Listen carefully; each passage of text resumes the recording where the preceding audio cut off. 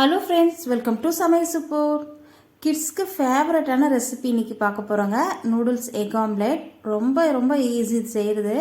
Evening டைமில் ஸ்நாக்குக்கு செஞ்சு கொடுத்தீங்கன்னா விரும்பி சாப்பிடுவாங்க. சுட சுட ரொம்ப சூப்பராக இருக்கும். நூடுல்ஸு ப்ளைனாக செய்கிறத விட இந்த மாதிரி எக்கு சேர்த்து செஞ்சோன்னா குழந்தைங்களுக்கும் கொஞ்சம் ஹெல்த்தியானது. டேஸ்ட்டு ரொம்ப சூப்பராக இருக்கும். வாங்க இப்போ இந்த டேஸ்டியான நூடுல்ஸ் எக் ஆம்லேட் எப்படி செய்யுதுன்னு பார்க்கலாம். வீடியோக்குள்ளே போகலாம். ஸ்டவ் ஆன் பண்ணிட்டு கடாய் வச்சுருக்கேங்க. இதில் 2 டீஸ்பூன் அளவுக்கு குக்கிங் ஆயில் சேர்த்துருக்கேன். ஒரு பச்சை மிளகாய் பொடியை கட் பண்ணது சேர்த்துட்டு வதக்கிக்கலாம்.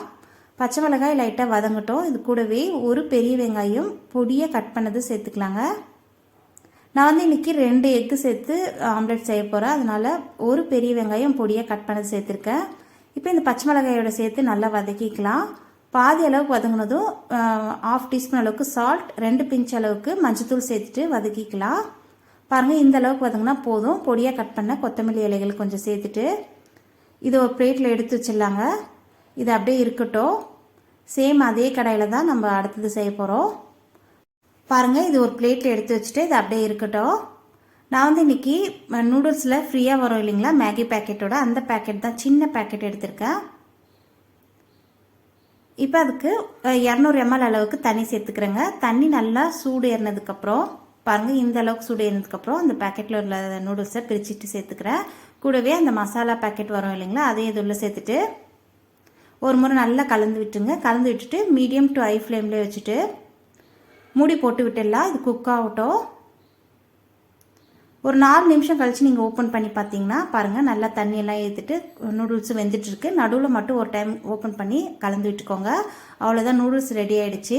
இப்போ இது கூட பொடியாக கட் பண்ண கொத்தமல்லி இலைகள் கொஞ்சம் சேர்த்துட்டு 1/4 டீஸ்பூன் அளவுக்கு பெப்பர் பொடி கொஞ்சம் அப்படியே தூவி விட்டுட்டு கிளறி விட்டு இது ஒரு பக்கம் இறக்கி வச்சுருங்க. நல்லா கிளறி விட்டுருங்க.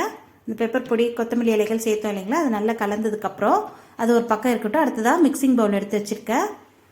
இதுக்குள்ளே 2 முட்டை உடைச்சிட்டு சேர்த்துக்கலாம். சின்ன பேக்கெட் மேகி எடுத்துக்கிறதால 2 முட்டை சரியாக இருக்குங்க. முட்டையை சேர்த்துட்டு இதுக்குள்ளே 1/4 டீஸ்பூன் அளவுக்கு சால்ட்டு சேர்த்துக்கலாம். 1/4 டீஸ்பூன் அளவுக்கு பெப்பர் பொடி சேர்த்துட்டு நல்லா ஸ்பூனோ இல்லை விஸ்கோ இல்லை ஃபோக்கோ வச்சு நல்லா அந்த மாதிரி பீட் பண்ணி விட்டுருங்க. கையிலேயே நல்லா கலந்து விட்டுருங்க. நல்லா கலந்ததுக்கப்புறம் பாருங்கள், நல்லா கலந்தாச்சு. இப்போ இதுக்குள்ளே நம்ம ஏற்கனவே வதக்கி வச்சுருந்தோம்ல, பிளேட்டில் தண்ணி எடுத்து வச்சுருந்தோம்ல வெங்காயம், அது இதில் சேர்த்துட்டு நல்லா கலந்து விட்டுருங்க. இதையும் நல்லா கலந்ததுக்கப்புறம் ஸ்டவ் ஆன் பண்ணிட்டு தவா வச்சுருக்கேன். இதில் 1 டீஸ்பூன் அளவுக்கு குக்கிங் ஆயில் சேர்த்துட்டு நல்லா இந்த மாதிரி ஸ்ப்ரெட் பண்ணி விட்டுக்கோங்க தவாவில். நம்ம ஏற்கனவே வெங்காயத்தை ஆயிலில் வதக்கியிருக்கோம், அதனால் 1 டீஸ்பூனே போதும். இப்போ நம்ம ரெடி பண்ணி வச்சுக்கோல அந்த எக் மிக்சரை சென்டராக இந்த மாதிரி ஊற்றுனீங்கனாவே தானாக ஸ்ப்ரெட் ஆகிக்கும். நல்லா ஒரு முறை ஸ்பூனால் கலந்து விட்டுட்டு ஊற்றிக்கோங்க. ஸ்டவ்வை வந்து கண்டிப்பாக சிம்மில் தாங்க வைக்கணும். அப்போ தான் நமக்கு ஆம்லேட் வந்து தீயாமல் நல்லா வரும். இப்போ இது கூட கொஞ்சமாக சீரகத்தூள், கொஞ்சமாக பெப்பர் பொடி தூவிக்கலாம். மேலே அந்த மாதிரி ஸ்ப்ரெட் பண்ணி விட்டுக்கிட்டா நல்லாயிருக்கும். இப்போ இதுக்கு மேலே மூடி போட்டு மூடி விட்டுடலாங்க. நல்லா முட்டை வந்து நல்லா வேகணும். அதனால் ஒரு 4 நிமிஷத்துக்கு அப்படியே மூடி போட்டு விட்டுருங்க. ஸ்டவ்வை வந்து கண்டிப்பாக சிம்மில் தான் வைக்கணும். பாருங்கள், 4 நிமிஷம் ஆயிடுச்சு. முட்டை நல்லா வெந்திருக்கு. இப்போ நம்ம ரெடி பண்ணி வச்சுருக்க நூடுல்ஸு இதில் சேர்த்துக்கலாங்க. நூடுல்ஸ் வந்து கொஞ்சம் ஆறி இருந்தால் கூட பரவாயில்ல. எக் ஆம்லேட் சூடாக இருக்கிறதுனால நூடுல்ஸ் கொஞ்சம் ஆறி இருந்தால் கூட பரவாயில்ல. இந்த மாதிரி ஆஃப் போர்ஷனுக்கு மட்டும் வர மாதிரி ஸ்ப்ரெட் பண்ணி விட்டுக்கோங்க. பாதி அளவுக்கு காலியாக இருக்கட்டும், ஆஃப் மட்டும் ஃபில் பண்ணிக்கிட்டு நம்ம அதை மடிச்சு விடுறதுக்கு சரியாக இருக்கும். பாருங்கள், எல்லாம் ஸ்ப்ரெட் பண்ணியாச்சு நூடுல்ஸை. இப்போ இதை நம்ம ஆஃப் போர்ஷன் ஃப்ரீயாக இருக்கு இல்லைங்களா, அதை இப்படியே மடித்து விட்டுக்கோங்க. அவ்வளோதான். மடிச்சுட்டு மேலே லைட்டாக அந்த மாதிரி டேப் பண்ணி விட்டுட்டிங்கன்னா அப்படியே பிடிச்சிக்கும். சுட சுட நூடுல்ஸ் எக் ஆம்லேட் ரெடி ஆகிடுச்சு பாருங்கள். இதுக்கு மேலே வேணுன்னா கொத்தமல்லி இலைகள் கொஞ்சம் தூவிக்கலாம். சுட சுடவே பிளேட்டில் சர்வ் பண்ணிடலாம். இதை கட் பண்ணி காமிக்கிறேன். ஈவினிங் டைமில் வீட்டில் ஸ்நாக் இல்லாமல் டைமில் குழந்தைங்க வந்து கேட்டாங்கன்னா அப்பவே சுட சுட இந்த ஸ்நாக்கை நீங்கள் செஞ்சு தரலாம். வயிறு ஃபில்லிங்காகவும் இருக்கும். இந்த மாதிரி பார்ட்டாக கட் பண்ணியும் கொடுக்கலாம். பாருங்கள், எவ்வளோ சூப்பராக இருக்குது. அந்த எக்கோடு சேர்த்து அந்த நூடுல்ஸ் சாப்பிடும் போது அவ்வளோ சூப்பராக இருக்கும். கண்டிப்பாக இந்த ரெசிபியை நீங்களும் மிஸ் பண்ணாமல் வீட்டில் ட்ரை பண்ணி பாருங்கள். ரொம்ப சூப்பராக இருக்கும். அடுத்த எக் ரெசிபி பார்க்கலாம். ஃப்ரெண்ட்ஸ், இன்றைக்கி தோசை ரெசிபி தாங்க பார்க்க போகிறோம். தோசைன்னா சாதா தோசை இல்லைங்க, கூட முட்டை சேர்த்து முட்டை தோசை செய்ய போகிறோம். ரொம்ப ரொம்ப டேஸ்ட்டாக இருக்குங்க. இதே மெத்தடில் நீங்களும் ட்ரை பண்ணி பாருங்கள். ட்ரை பண்ணி பார்த்துட்டு மறக்காமல் கமெண்ட் செக்ஷனில் ஷேர் பண்ண மறந்துடாதீங்க. நம்ம சேனலுக்கு இப்போ தான் புதுசாக வந்திருக்கீங்கன்னா நம்ம சமையல் சூப்பர் சேனலை சப்ஸ்கிரைப் பண்ணிவிட்டு கூடிய ஆல் பட்டனையும் கிளிக் பண்ணி வச்சுக்கோங்க. அப்போ தான் நம்ம சேனலில் போடக்கூடிய புது வீடியோக்கள் உங்கள் ஃபோனை தேடி உடனுக்குடனே வரும். வாங்க இப்போ இந்த கிறிஸ்பியான எக் தோசை எப்படி செய்யுதுன்னு பார்க்கலாம். வாங்க வீடியோக்குள்ளே போகலாம். இதுக்கு முதல்ல ஒரு மிக்சிங் பவுல் எடுத்து வச்சுருக்கேன். இதில் 2 முட்டையை உடச்சிட்டு சேர்த்துக்கிறேன்.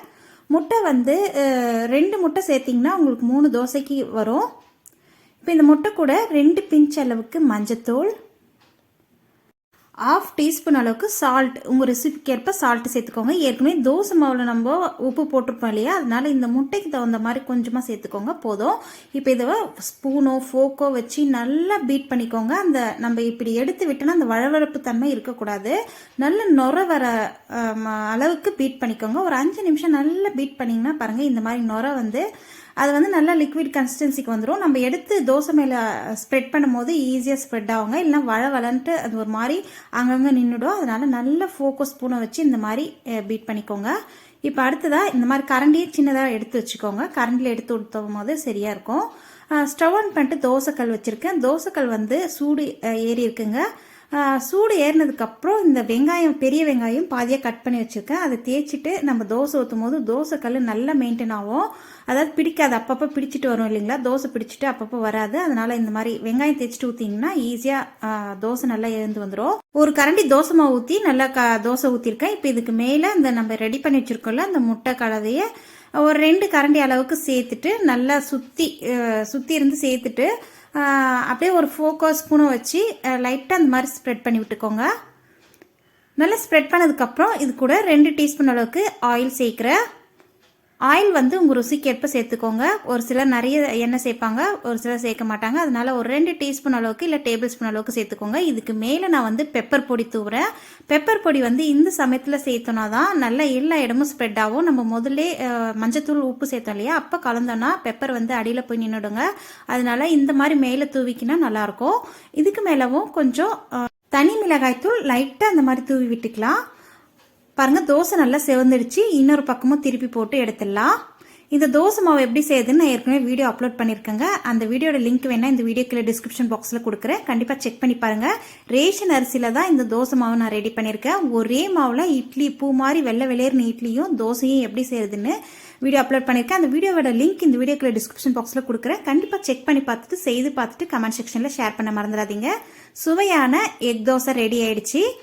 சுடவே அப்படியே சர்வ் பண்ணிட வேண்டியது தான். ஒரு தேங்காய் சட்னி வச்சு சாப்பிட்டா கூட அவ்வளோ சூப்பராக இருக்கும். கண்டிப்பாக இந்த முட்டை தோசை ரெசிபி உங்களுக்கு பிடிச்சிருக்குன்னு நினைக்கிறேன். பிடிச்சிருந்தா வீடியோக்கு ஒரு லைக் கொடுங்க. ஃப்ரெண்ட்ஸ் அண்ட் ரிலேட்டிவ்க்கு நிறைய ஷேர் பண்ணுங்கள். நம்ம சமையல் சூப்பர் சேனலை சப்ஸ்கிரைப் பண்ண மறந்துடாதீங்க. இன்னொரு இன்ட்ரெஸ்டிங்கான ரெசிபியோட உங்களை சந்திக்கிறேன். நன்றி, வணக்கம்.